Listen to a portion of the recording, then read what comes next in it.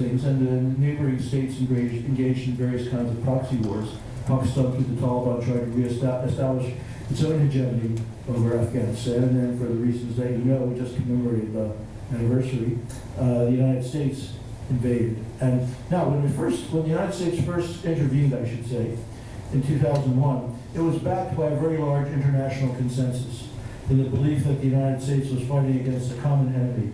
President Putin personally intervened with the leaders of Central Asia to help the U.S. get access to those territories. The United States cooperated on the ground. This is not only diplomatically with Iran, which I experienced myself working in the UN at that time, but also cooperated on the ground with the Iranian Revolutionary Guard Corps, with Pasdaran, in making contact with the Afghan resistance, and setting up the first CIA bases were set up with the help of the Iranian intelligence in Panjshir and Bagram and so on. So it was an unusual degree of international cooperation, and that really, Pakistan was a bit of a dissenter, but was quite isolated, and was hoping that things would change in its direction. Now, that kind of consensus is what underlay the first few years of peace, which we all remember so well, which laid the basis for the system that exists now. Now, how did it break down? I want to talk about the internal developments, which are important, such as exclusion of Taliban from the Bonn process, the ethnic issues of the composition and political issues of the composition of the government, and so on. But the first sign of the breakdown of the international consensus came in 2005, when the heads of state of what was in a new organization, the Shanghai Cooperation Organization, issued a statement in Almaty saying that it was time for the international coalition to close its bases on the territory of Central Asia because the war against terrorism had been concluded. Now, what was behind that? What was behind that was that the U.S. and Afghanistan had issued a declaration of strategic partnership. And that declaration of strategic partnership was the first public sign that Afghan was moving toward a long-term strategic orientation with the United States, not just accepting help from the U.S. and coalition to fight against terrorism. And the countries of the Shanghai Cooperation Organization, though not all to the same degree, if I have time I'll mention that, did not want Afghanistan to have that orientation. Then in 2007, of course, war in Iraq, etc. Dick Cheney stood on Vice President Dick Cheney stood on an aircraft carrier in the Persian Gulf and threatened Iran. And the Iranians changed their policy, which was their policy had been to support. They didn't change it visibly, but they decided that if the United States attacked Iran, they would respond against the United States anywhere that they could reach U.S. forces, including in Afghanistan. Even though that was against their bilateral interest in Afghanistan, but because of the overriding importance of their being attacked by the United States. That was reversed to some extent by the Obama years when the relations with Iran improved. However, I think what's behind the recent changes is the signing of the strategic partnership agreement, which was much more broad than the declaration, right after the 2014 elections. President Karzai, as you know, had refused to sign that. And I should just say, from my experience in the government at the time, I know that within the government, the feeling was that if we pressed President Karzai on a political settlement, we wouldn't get the strategic partnership agreement. And therefore, the priority was the strategic partnership agreement, for whatever reasons.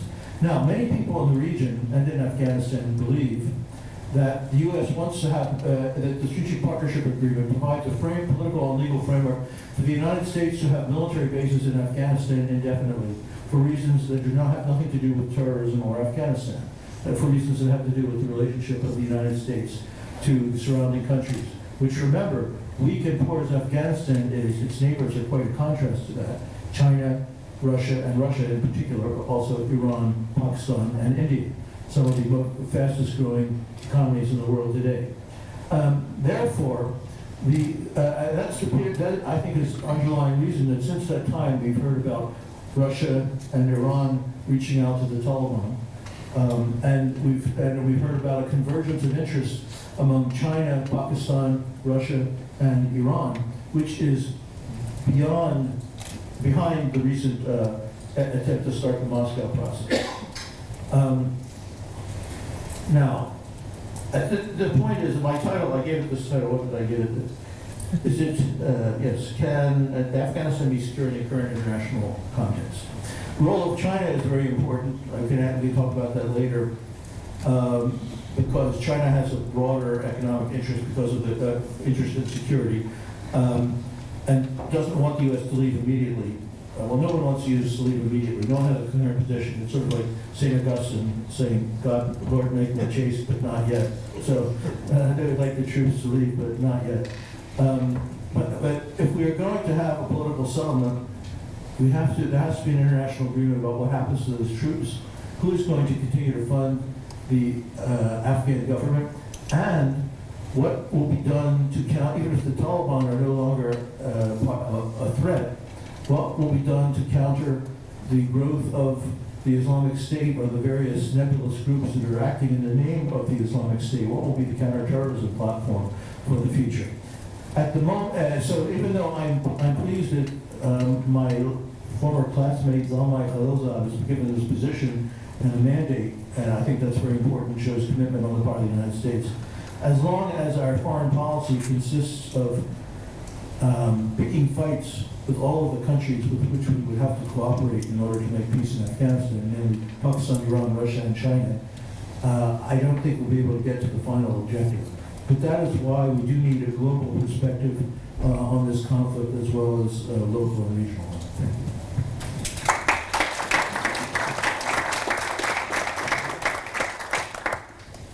Thank you. I'm really conscious of time now, so I'll try and keep this to 10 minutes. But I was thinking yesterday, chatting with a colleague about what I was actually going to talk about, and for the first time, I found myself quite speechless. And I've been following Afghanistan for over a decade, nowhere near as much as everyone else on this panel. But it seems, 1 minute we have this unprecedented ceasefire, then we have a meeting between the US and the Taliban that the Afghan government said it would never accept, and the US said would never happen. Then we have the near takeover of Ghazni City, whatever some sources may have reported, and intensified attacks across the country. So it leads us to think what really is going on, and I think Ambassador Jawad put that really well in his opening address in terms of a lot of confusion around what is actually happening in Afghanistan. Peace talks in Afghanistan tend to be an annual thing. Every year someone goes, oh, we're going to have a peace process, and then gradually talks die off. But perhaps for the first time, things do seem to be aligning. We do seem to have some momentum, and there does seem to be an indication that all major parties to the conflict are actually saying they want to negotiate a settlement. So whilst there are opportunities, there are also spoilers. And that was really what I wanted to talk about in the next 10 minutes. Clearly peace is needed. We've touched on some of the ongoing issues in Afghanistan in relation to civilian casualties. Stark numbers. First 6 months of 2013, the number of civilian casualties was nearly 4,000, and in 2018, we're over 5,000. We've had numerous efforts towards peace over the years, some that are well known, some that aren't. The launch of the Afghan Peace and Reintegration Program in 2010, the 2015 meeting between the Afghan government and the Taliban in Pakistan, which of course collapsed in the immediate aftermath once the announcement of Mullah Omar's death was made public. Towards the end of last year then, we did think, or things did seem to start to be shifting. So the High Peace Council came forward and said the Taliban should open a political office in Kabul, start peace negotiations, and importantly, place the onus on them to come up with their own mechanism for how to conduct talks. And significantly, they didn't ask for any preconditions. This had actually followed a number of failed initiatives that I'm not going to go into. And although, I think it's important to say the Taliban at the time ignored this call from the High Peace Council, we fast forward to May 2018, and at the Kabul process, we see an unprecedented call from President Ghani for unconditional peace talks. The Taliban again appeared to reject this. They came forward with a statement saying that they would only talk to the US, which has been their position they maintained for a number of years. And yet, we then have the unprecedented historic ceasefire.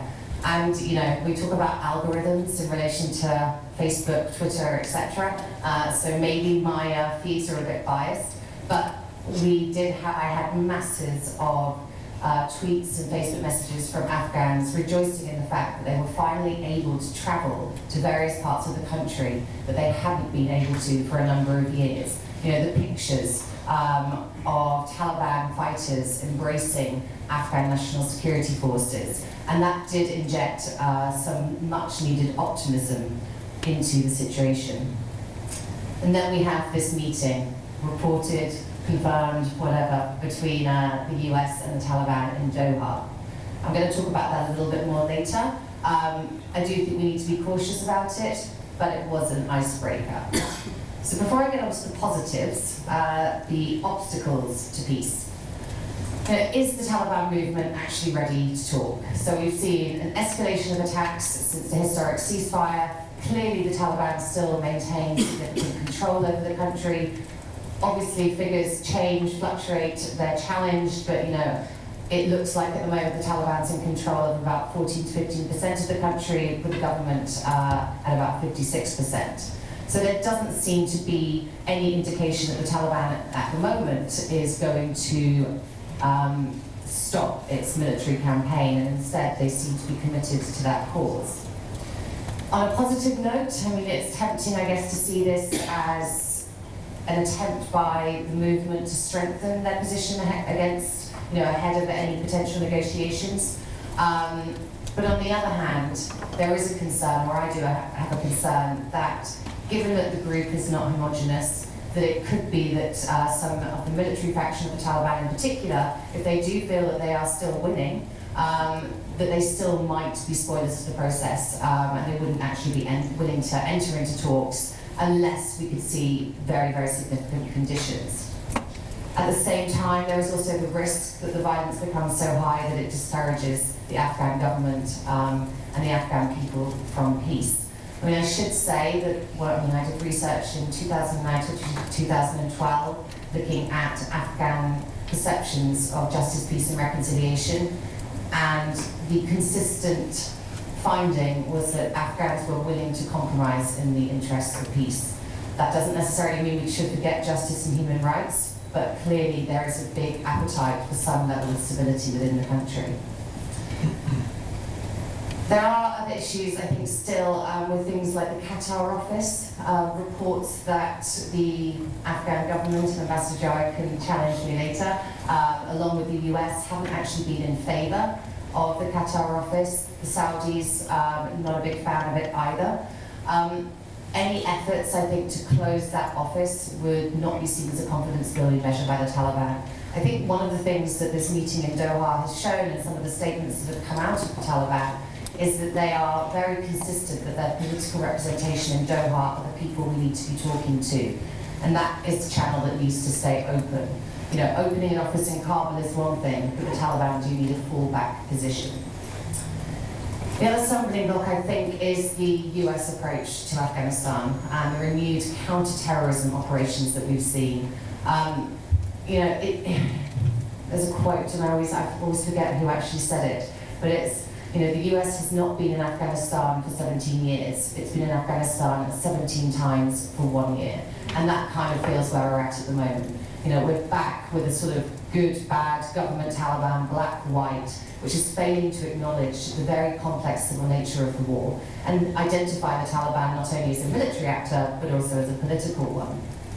So I do think we need to be cautious of increased counter-terrorism focuses, risk ignoring many of the local dynamics and grievances that are actually part of the Afghan conflict.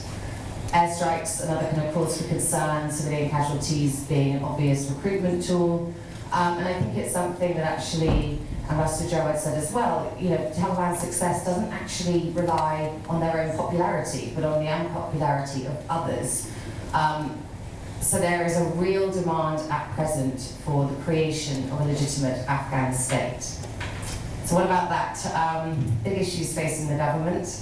I am concerned about the government itself, or various members of the government, being a spoiler in any potential process. We have increasing fragmentation among the National Unity Government for a variety of different reasons. I mean, issues such as bringing back Gordon Hekmatyar with Hezbollah Islami, though historic and potentially a template for peace negotiations with the Taliban, has been disabling, leading to accusations that President Ghani has been trying to kind of increase the Pashtun element of the government in the run-up to the elections. Various issues between Ghani and Dostum. I think he's back now. Will he stay? Will he go? What's going to happen?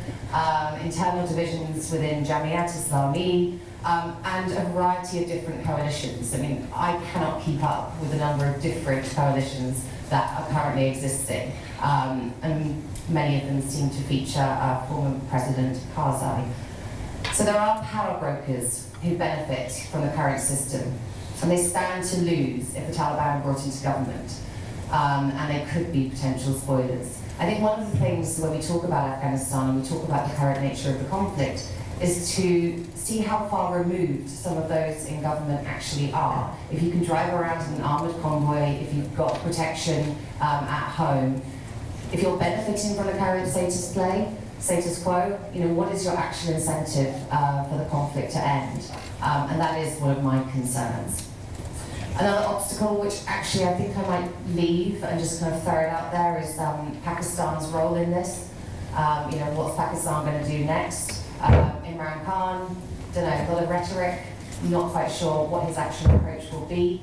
But I'm not really sure still, that Pakistan can actually deliver the Taliban in any case. In terms of opportunities, positive, the consensus does seem to be shifting towards the need to talk.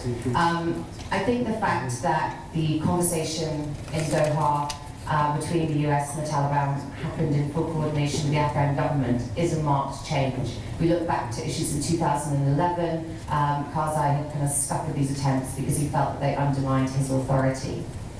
The Taliban themselves have said that these talks are very helpful, and so we're going to have to see what happens next. We've got a second round scheduled, reportedly, but they do need to go further.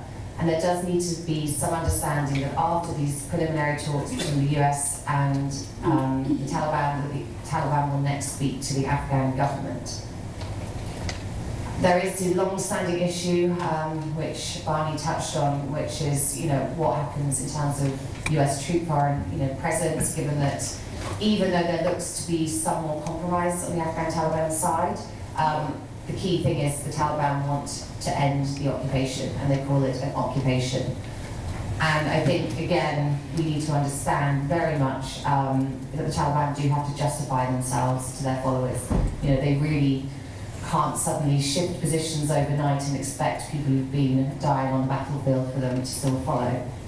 In terms of policy, actually, I don't really think that is going to be an issue. I think, as Ambassador Joe said, if something happens, it could happen relatively quickly. There are some unpalatable views in both the Afghan government and the Taliban, and that will be something the international community might have to look at how it confronts it moving forwards.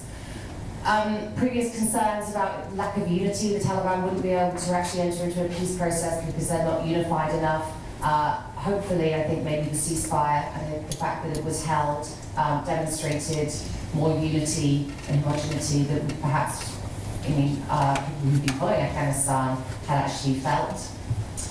ISKP, an obstacle and an opportunity. So on the one hand, the Taliban is obviously aware that if they enter into any peace process, there's potentially another group out there to whom their followers can go to.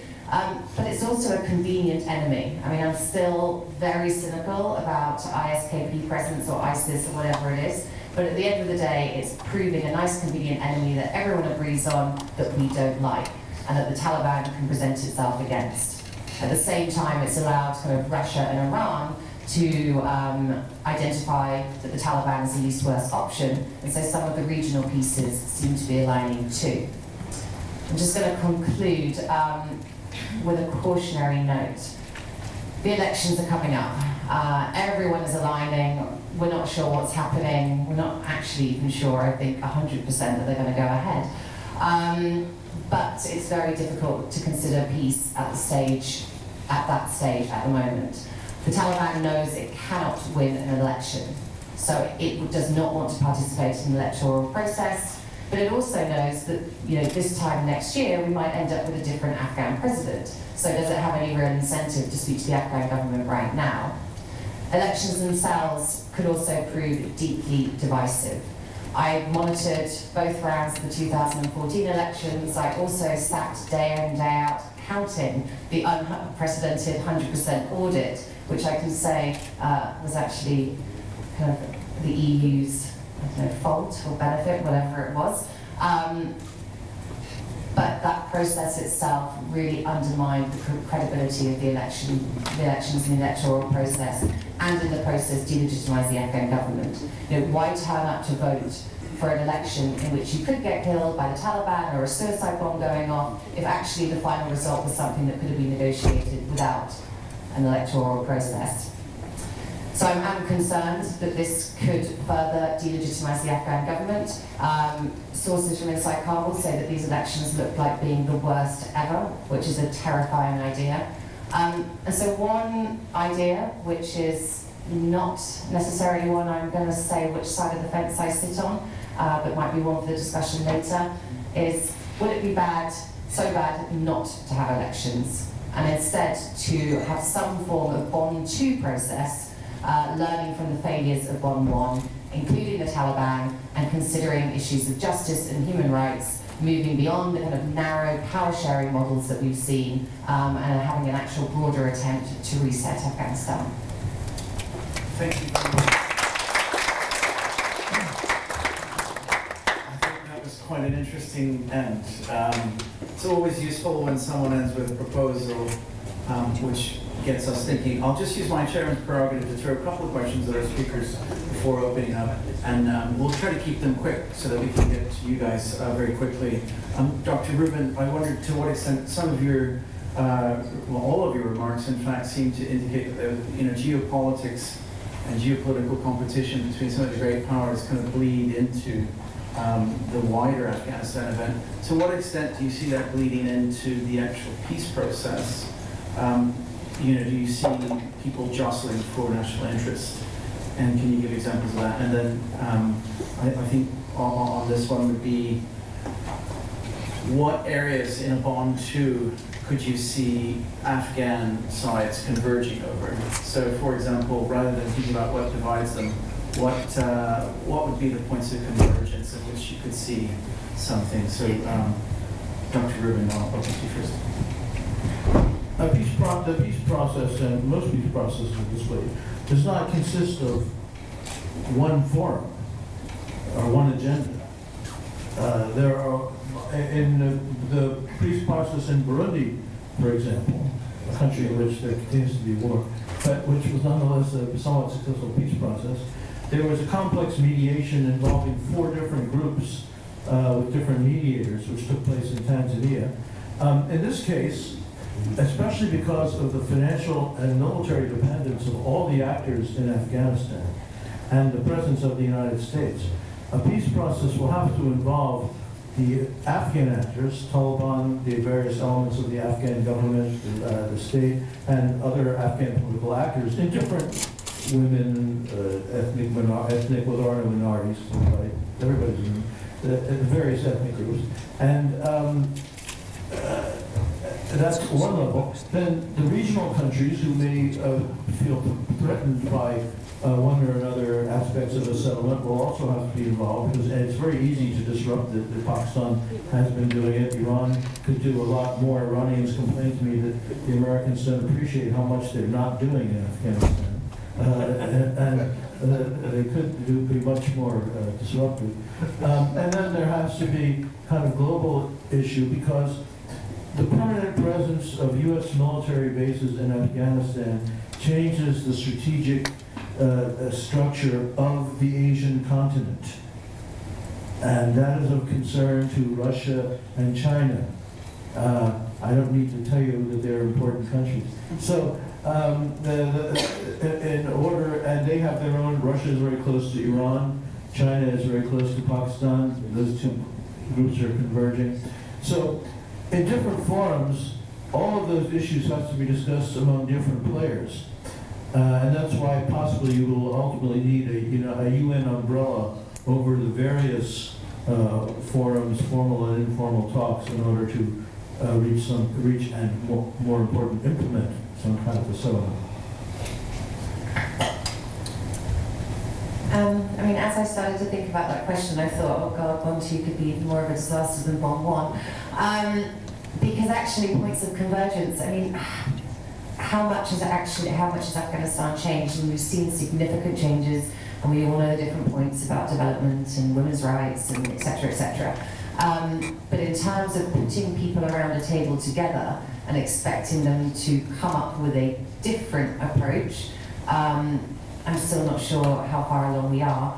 You know, I think there is an understanding that we need to have all different parts of this conflict, which I think is civil and I don't think is two-sided, around a table, and that needs to be discussed amongst each other.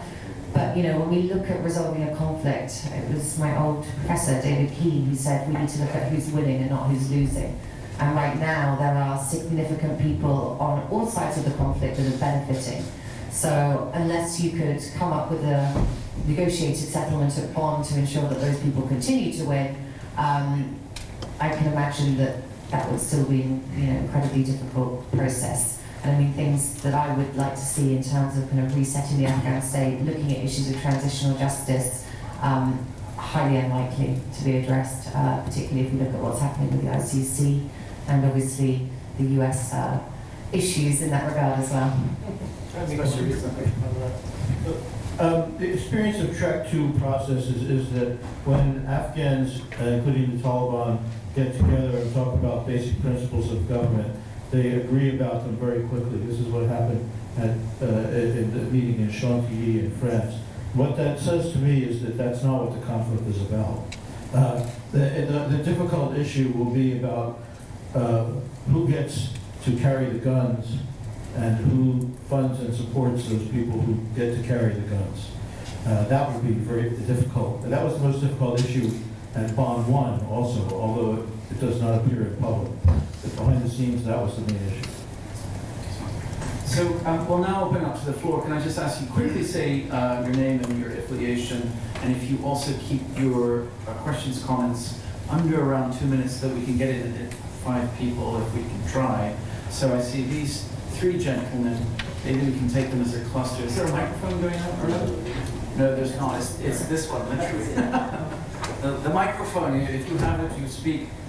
So if we can pass it to the gentleman there with the red thing, and then whoever you want afterwards, and then this gentleman here, and we'll go for a second round. Well, from Prime TV. This is an area which is probably not being discussed too much is the increasing Chinese influence in Pakistan, in Afghanistan. Recently, there's been a military sort of understanding between 2 countries where China has agreed to train Afghan troops.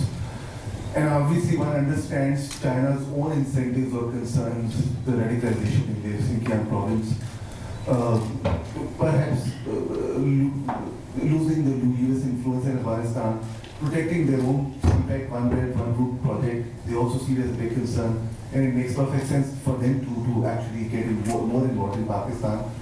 How would US view that relationship? One. Just keep it at 1. Just keep it at 1 because we've got 3 people. We only have time. So just that one is a really good question, and you can come back and then Q&A, and then take it to the next person. So sorry. Khalid Nadeem, Citation News 4. What changes have you seen with President Trump? What's the changes been US foreign policy under President Trump? What is the priorities Afghanistan being given? And secondly, what is the role of China? One question. I know. Yeah. So if you pass the mic to the next person. I should have said. Let's stick to one question. Who's passing the mic? This gentleman over here, and this gentleman is. You must be happy. Hi, it's one question or 2? Just the one. Identify yourself as well. Merhaba Savcı, I'm a political activist. So my question, My question is on, I have two questions, but I'll give very well just to one. Who stand benefit from this peace process in Afghanistan? So like ISIS is the Taliban who are negotiating, they are not matter. The Taliban movement or jihadi movement is evolving. It's like you said, if you, that some group get old and they're negotiating and they will be replaced by someone else. But the jihad is still have an appeal and so many people so joining the jihad. But then the spoiler, why you don't name them like what's Iran's role in this? What is the Pakistan role in this? What is Chinese role in that? Or even for and then Russia? Excellent, thank you. So I'll ask both of you just to answer the questions that you feel that you want. Okay, let me take that last one. I mean, I think I did say spoilers. Primarily, I think Pakistan potentially won. Not really sure how they're going to react. It's been a little bit quiet of late, but I don't see them being massively happy with a peace process that wouldn't allow them the strategic depth that they've always wanted inside Afghanistan. So it will be important to at least bring them in. Iran, I think Barney's right in the sense that they could interfere a lot more. That's always a potential risk. That was a concern actually when you ended up having the nuclear deal and there was a lot more money being able to flow into Iran that actually would have more economic capacity to be able to do more malevolent things. But let's see where that goes. But you know, the other spoilers being the Afghan government. You know, the individuals who do not think that they will benefit from an increased Taliban presence, an increased Pashtun voice in the country.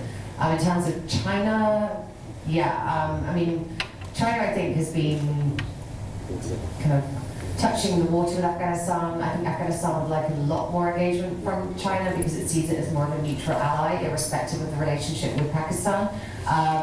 But China, you know, when I was actually there, they were kind of trying to get involved and they were getting very confused and very frustrated actually with their efforts to help and, you know, then everything backfiring, and I think they got a bit burnt. We've obviously seen an increased CT presence from China since the takeover of Kunduz, so potentially more collaboration in the counterterrorism area with their concerns obviously surrounding, well, concerns whether valid or not, but surrounding the Uyghur threat. And then Trump, I think I addressed it, renewed counterterrorism, which I do not think is the right approach. Well, first of all, I really don't like the use of the word spoiler.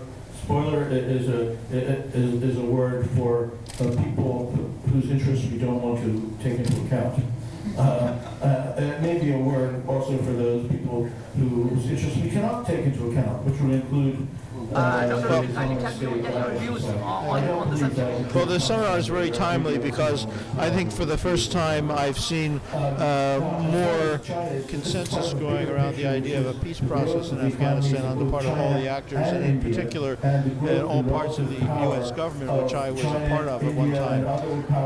In addition, and this is something that's often neglected, the rapid growth of the economies of China and India, as well as the new assertion of Russia, has created a different international situation about around Afghanistan. On the one hand, it makes things a bit more challenging for the United States because it has to take others' interests into account.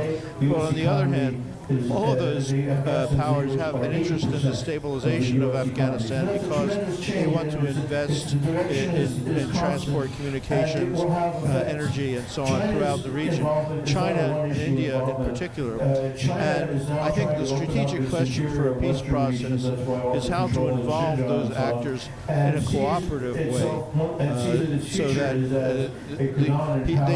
it's to make concrete the economic benefits to those countries from peace and stability in Afghanistan, so that they will turn from competitive politics of trying to oppose security threats to trying to pursue common economic interests there. One relatively hopeful sign about that was the summit between President Xi Jinping and Prime Minister Narendra Modi in Wuhan, at the end of which the two agreed to cooperate to some extent in Afghanistan. So far, that is still happening very slowly, but that can complement the peace talks, which we hope will start with the participation of the new U.S. envoy, Zalmay Khalilzad, the Afghan government, and the Taliban, and with the support of Pakistan. Thank you very much. At the rate we might like. But overall, I think it's a potential force for stability. I would think of it in terms of a 40 or 50-year period. If we look back at Southeast Asia, 40 or 50 years ago, it was not in the work. It was in a terrible condition, similar to what Southwest Asia is in now. And through the growth of China and Japan, economic linkages, the end of the Cold War, and so on, a bunch of processes made it into something quite different today. It's not by no means inevitable or even probable, but it is not impossible that this region can undergo similar transformation. A lot will depend on the emerging relations between China and India, which is not the subject of this talk. As far as what changes in the United States under President Trump, look, as recent revelations have made clear, we have a dual power system in the government today. President Trump and the state. It's not a deep state, it's a superficial state, because even his political appointees are trying to control him. But the thing is, on Afghanistan is a particularly big gap, because Trump has made it clear for many years that he thinks what we're doing in Afghanistan is nonsense, and we should just get out of there, except for killing as many bad guys as we can. And I'm not oversimplifying, that is his position. However, the people in the government, the military was still committed to trying to have a kind of a, get us in this elusive position of strength before we would have which is always desirable, but the enemy gets a vote in that. So I think now the thing about Trump's strategy, which was not really Trump's strategy, but which was announced by Trump, the core of it was the U.S. will have an indefinite commitment to Afghanistan until the conditions are right. That is conditions-based rather than time-based strategy. But that's out the window because everyone knows that Trump has no patience for it. So whereas Obama had a timetable and was trying to organize in a rational way the U.S. Reducing its involvement in Afghanistan, meanwhile the state is going on carrying out its policy, but none of them knows when they will wake up and see a tweet saying we're finished with Afghanistan. So that is one of the main reasons that things that have put pressure on them to try to seek political settlement. I hate to say, I wanted to get another round in there, and we will get more rounds in the following session. We're supposed to break, because we already are half an hour behind, for coffee for 15 minutes to come back at 3:45. What I recommend, for those hands that shut up, and for the gentleman who was patient but unfortunately lost out, they are going for coffee. They are unguarded. Yeah, you should certainly come up and ask them questions.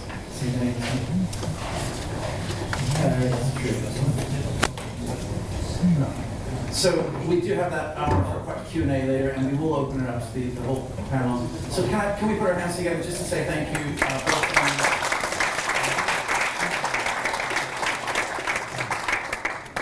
All right, so this actually is the topic of my talk. So this is, let me sort of bring you the next slide. And this kind of tells you where we are in DC.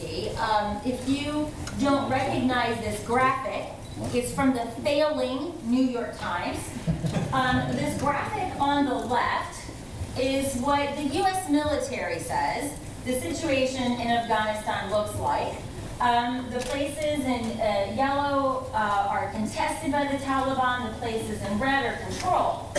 But analysts who are not on the Trump payroll say the situation looks more like this on the right. So this is where we are. The US government seems to be lying to the American people about the situation in Afghanistan. By the way, this isn't new. NATO did the same thing. In 2009, NATO ran out this organization called ANSO because they were also constantly pointing out the flaws, errors, and strategic acts of deception on the part of NATO. But this is where we are. And I was very struck to hear over the last year or so General Nicholson. He is the outgoing commander to the NATO Mission Resolute Support. And over the last year, he has been repeatedly saying that Trump's strategy is working. Now, many of us in this room have known General Nicholson for years. He has served multiple tours in Afghanistan in various places in different capacities. Some of you may also know that Trump tried to fire him. So it's quite baffling that someone like Nicholson would be peddling of this blatant canard that we're winning. But I put this only because, as someone who cares about this issue, in the period of Trump, it's very difficult to know what the truth is. I mean, is this just another lie? Like, he tells so many lies. I mean, he literally lies like 5 times a day on things big and small. And I wish I were joking, but I'm not. So this, I have to say, has been maybe the most depressing time to be a South Asia analyst. I think Barney, said Obama was trying to get out of Afghanistan in a systematic, prepared, thoughtful way. But we actually know that aides have to remove papers from Trump's desk so that he doesn't do bizarre things. Frankly, I was surprised that there were papers on the desk. So, I mean, I saw that as glass half full, quite frankly. So the South Asia policy, I think, is particularly problematic because, as Barney said, he's picked fights with many of the countries that absolutely matter. And the country that I'm going to talk about today is actually not Pakistan. I'm going to talk about Iran. And I'm actually going to keep this to 10 minutes. I promise you, I'm jet lagging and I'm cranky. But here's our situation. Trump had a Twitter fit in January of this year. There was no warning. The ambassador in Islamabad didn't know about it. His staff didn't know about it. He literally woke up at about 7 o'clock in the morning on a Monday, read the New York Times from the previous Friday, the failing New York Times, and decided that Pakistan was a perfidious, nefarious ally. I'm like, okay, it took him how long to figure that out? And he said that he was going to cut off everything. So his staff literally went into a panic mode to get a policy that would more or less match the vituperative nature of that tweet. So as someone who has been arguing for a cutoff and assistance to Pakistan, I should theoretically be thrilled, right? But a broken clock is right twice a day. My concern about this was buttressed when I had a conversation with a colleague who unfortunately works with the individual. And I asked said colleague, well, what are you going to do if Pakistan just cuts off access to the ground lines of control, which we are still using to supply the Afghan National Security Forces, or Pakistani airspace, which we're using to resupply ourselves? And the individual actually said to me, well, we've been here before. That happened, and we moved everything through the northern distribution route. And I nearly fell off my chair, because that was absolutely a rank fiction, right? It is true that Pakistan closed down the G-locks for a period, a very long period actually, in 2011, which is why we began shifting over to airspace, but Pakistan never closed the airspace. So it struck me, and Barnett Rubin and I have both written about this. We are, I think, very much in alignment about the need to protect the Charbahar Port, which I'm going to talk about in a minute. But I want you to understand why Trump apparently hasn't looked at a map. This is what the Northern Distribution Network looks like. And Barnett probably knows the numbers better than I do, but I think at its peak, this thing was never carrying more than 20%. And it was never allowed, we were never allowed to use this complex system of routes to move lethal goods into Afghanistan. And that you kind of need if you're going to wage war. And there's another problem with the Northern Distribution Network, it's actually a network of routes, is that this was, to use the Punjabi word, a punga, that the Russians were taking with NATO, right? Russia has been a consistent punga taker since this conflict has gone on. So you can imagine the complicated bilateral agreements that it takes, and you still need to have access to a port for the Northern Distribution Network to be viable. And it is still extremely expensive and not possible. So my concern about what Trump has done is that they took a they took a very drastic measure without preparing an option space that would provide them necessary options. And in fact, when I talked to people at CENTCOM about this, I said, well, what if the Pakistanis just close down the airspace? Then what are you going to do? Well, the consensus was that that would be an act of war.